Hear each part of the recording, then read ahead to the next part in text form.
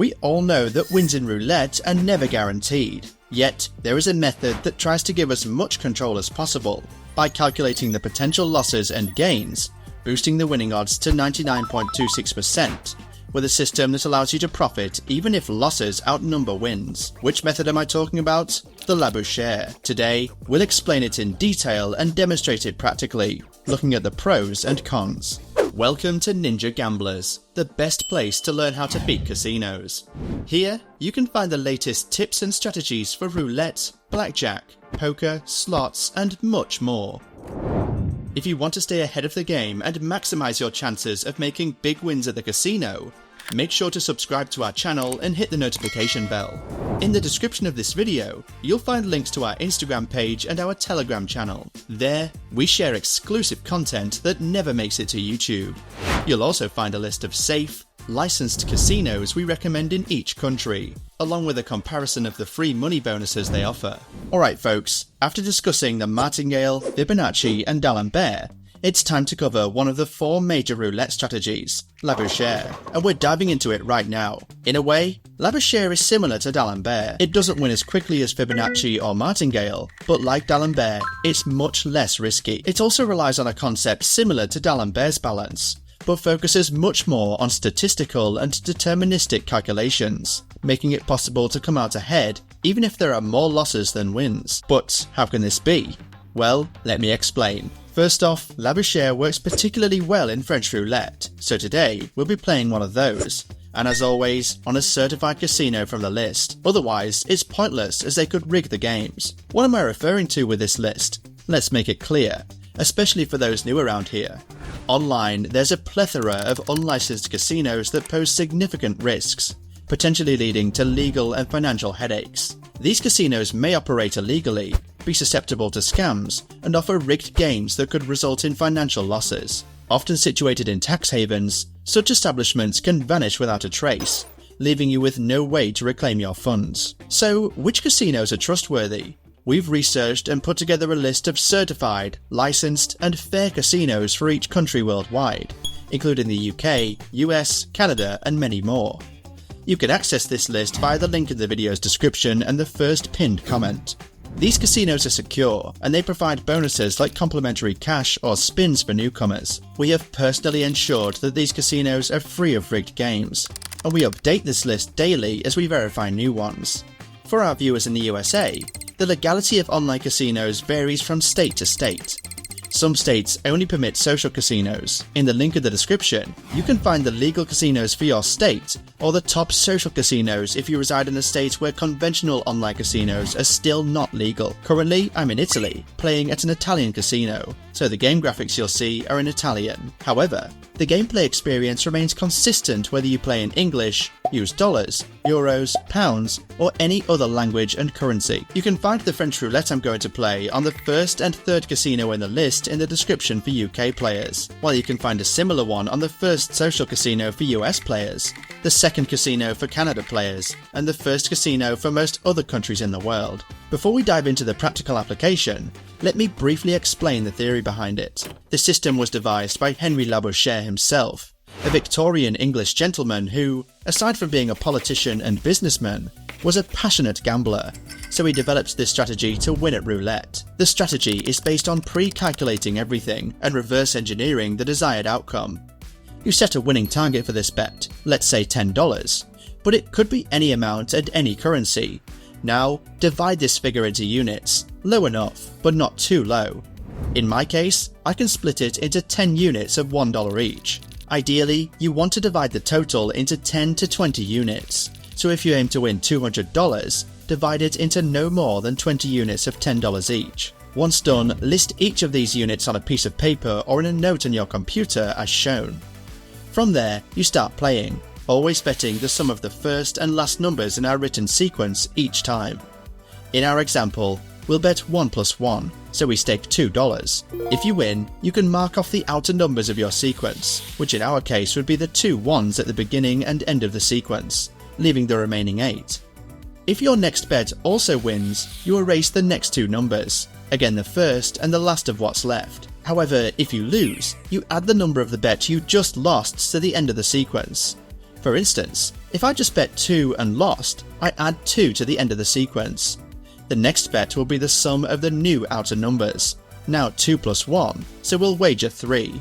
Lost again, add 3 to the end, and the next bet will be 3 plus 1, the original number in the sequence totaling 4. This process continues until all numbers in the sequence are marked off, thus achieving the desired win. You can aim for a £100 win, dividing it into 10 units of £10 each, 300 US or Canadian dollars, dividing it into 20 units of $15 each, and so on. The mathematical advantage of this system is that you don't have to win every bet to reach your winning goal. You can still come out ahead even with more losses than wins, provided that the wins occur on the higher stakes bets. This is what sets it apart from the D'Alembert system, which is more conservative and adjusts bets gradually based on wins and losses in a more linear fashion. In other words, you don't need a 50% win rate and a 50% loss rate like with D'Alembert. Even if you have more losses than wins, you can still end up winning. Now, let's move on to the winning probabilities with the Labouchere system. The key lies in the balance of the units you have available. The more units you start with, the higher your chances of completing the sequence without running out of funds. In true Labouchere style, everything is calculated in advance. Here's a list of winning probabilities depending on the number of basic units you're playing with. You see, the chance of winning rises to 99.26% if you have a balance of 2,500 units, which is quite a lot. Otherwise it drops to 79.52% with 50 units or 88% with 100 units.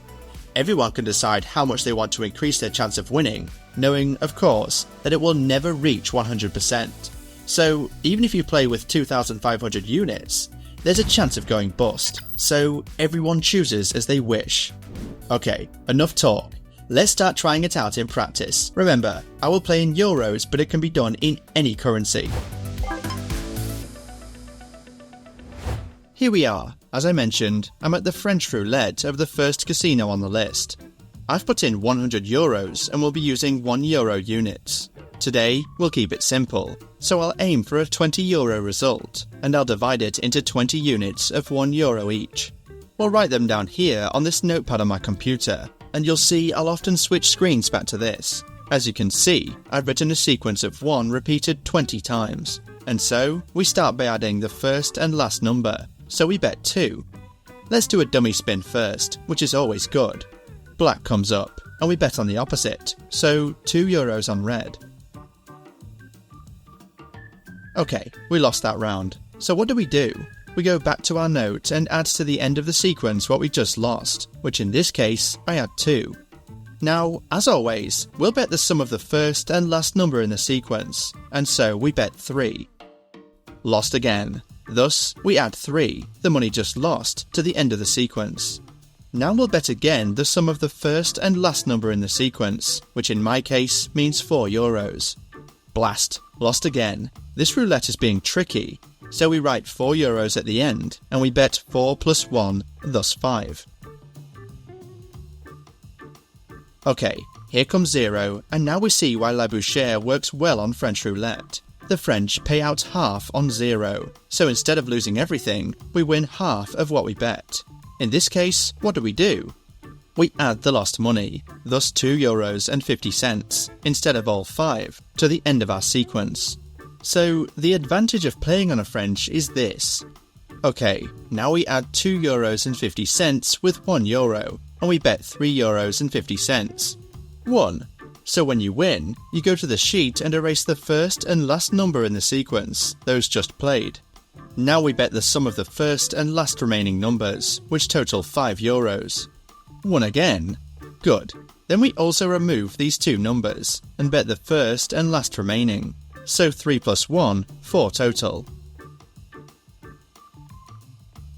Lost, so we add 4 to the end.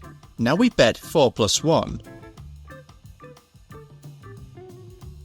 Gosh, lost again. So I write 5 at the end and bet 5 plus 1. And geez, lost again. So I write 6 at the end and bet 1 plus 6. Darn, here comes the 0. So we win only €3.50, so now I write the remaining €3.50 at the end of the sequence. Then I bet €4.50. 1. Good. Then I remove those €3.50 and the initial euro from the sequence. Now we bet €1 plus 7, always the two extremes of the sequence. Lost, so I add 8 to the end.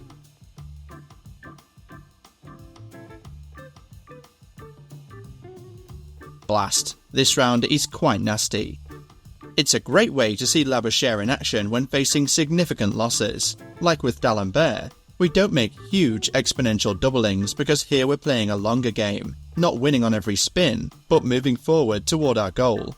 The sequence we follow is essentially our recipe for making the profit we want, and we stick to it without worrying about whether we've recouped the balance halfway through. We recover it all and make the desired profit once the sequence is completed. So, Labouchere is actually less aggressive than Fibonacci and Martingale, though it's a tad tougher than D'Alembert because, as we'll soon see, when we get to the last numbers of the sequence, we often bet quite a bit.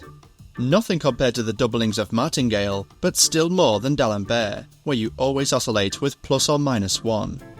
Meanwhile, as you can see, I'm going up and down, sometimes adding, sometimes removing numbers from the sequence. This actually highlights the worst moment of the system, which reveals its flaw. I exasperated it today by choosing to divide my €20 goal into 20 units of €1 each, rather than 10 units of €2. The longer the initial sequence, the longer it takes to finish it, and thus the more you have to swing up and down, especially toward the end, which can become really annoying. However, it's often more annoying than terribly dangerous. The essence of the game is, just stick with it even if it sways up and down, and you'll reach your destination. Simply go up and down, adding and removing, and you just have to wait and be patient. Sooner or later, most of the time, you reach the result. I said most of the time, not always.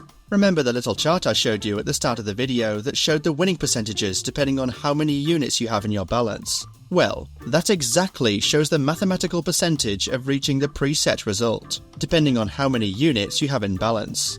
These are high percentages, but as seen, never zero. So, obviously, the risk of oscillating so much that you eventually lose everything is always there and never goes away. Sure, it's a low percentage, but it's always there. Now, if someone wants to go with a balance of $2,500 or euros to use $1 units, they would have a 99.26% chance of winning, but they risk losing all that money in that 0.74%. That's fine. The important thing is to remember that the risk is always there, and to be willing to lose that balance. If someone can afford to lose 2,500 euros or dollars, great, but personally, I'd recommend going with a more reasonable balance, one that you're really willing to lose and accept a slightly lower chance of winning. For example, with $100 or euros and playing with €1 or dollar units, it drops to an 88% chance of successfully completing the play. Okay, now I'll continue playing until I've finished the sequence, and I see it's finally starting to shorten. I'll speed up the video, so see you in a bit.